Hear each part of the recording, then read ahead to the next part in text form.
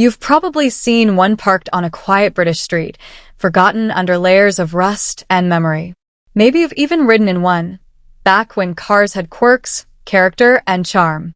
But the Austin 1100 and 1300 weren't just everyday family cars. Beneath their modest shells hid some of the boldest, strangest, and most quietly brilliant ideas British motoring ever produced. This car tried to bring luxury to the masses, innovation ahead of its time, and even a touch of danger, all wrapped up in a design most people never gave a second thought to. Today, we're peeling back the layers on this underdog classic. From a suspension system that felt like magic to a heater that became a running joke, this is the untold story of the Austin 1100 and 1300, the automatic surprise. In the 1960s, small cars were expected to be simple, manual gearboxes, no frills. But the Austin 1100 and 1300 broke the mold by quietly offering something unheard of at the time, a fully automatic gearbox. That may not sound shocking now, but back then, it was revolutionary. BMC's engineers managed to squeeze a 4-speed automatic into a front-wheel drive layout. No small feat for city drivers. It was a dream. No more stalling in traffic or wrestling with gears. But innovation came with trade-offs. The automatic system was complex for its time. When it worked, it was smooth. When it didn't, it was an expensive headache. Still, offering that kind of tech in a family car was proof the 1100 wasn't just practical, it was progressive. The sticky choke ritual. Before fuel injection became standard, starting your car in cold weather required a choke, a manual device to enrich the fuel mix. And in the Austin, that meant pulling a little knob on the dashboard. Sounds simple, but over time, that choke cable had a habit of sticking. Sometimes it wouldn't pull out. Other times, it wouldn't go back in. Either way, drivers found themselves flooded with frustration and petrol. Owners got used to keeping a can of WD-40 on hand or rerouting the cable. It became a ritual. Annoying? Yes. But also a weirdly lovable part of the car's charm, like it had a personality all its own. Hydrolastic magic. Here's where things get really impressive. The suspension. Developed by Dr. Alex Moulton, the Austin's hydrolastic suspension system was a game-changer.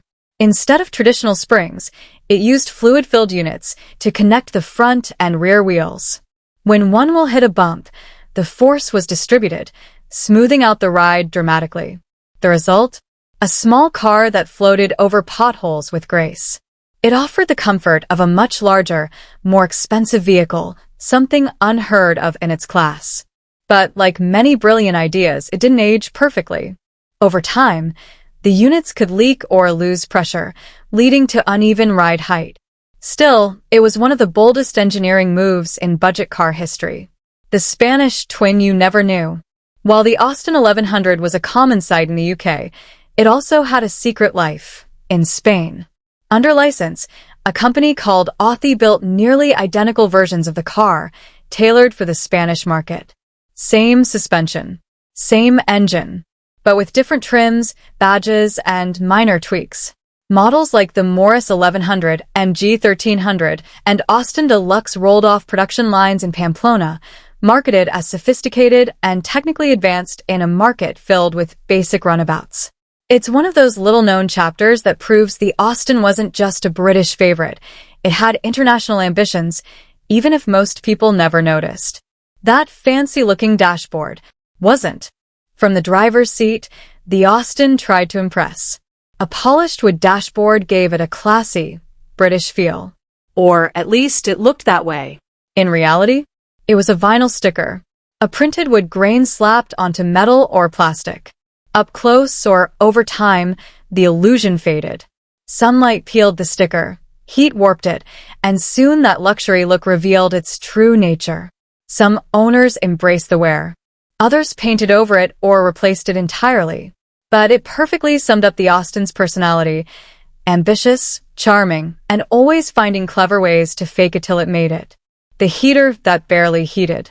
Ask any 1100 or 1300 owner about winter driving, and they'll all tell you the same story. The heater was polite at best. On cold mornings, it puffed out a weak stream of air, just warm enough to fog your glasses, but nowhere near strong enough to clear the windscreen. Drivers kept cloths or old socks in the glove box, wiping condensation manually like it was part of a morning ritual. It wasn't effective, but it became part of the car's character. Quirky. Underpowered. Endearing in a way only classic cars can be. Rust. The silent killer. While many cars from the 60s rusted, the Austin 1100 and 1300 took it personally. With poor drainage and minimal rust proofing, water collected in hidden spots, inside sills, under floor pans, around the subframes. Slowly and silently, rust spread. And by the time owners noticed, it was often too late. Perfectly running cars were scrapped because their bodies simply gave out.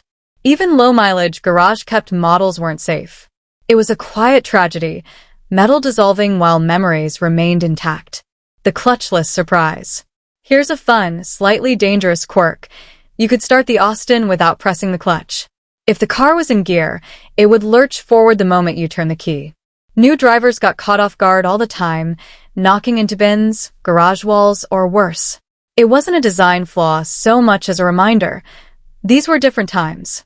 Less safety. More surprises. But again, it was part of the charm. A little reckless, a little risky, but always memorable. Why it still matters. The Austin 1100 and 1300 weren't just cars. They were a paradox on wheels. Brilliant but flawed. Innovative, yet imperfect.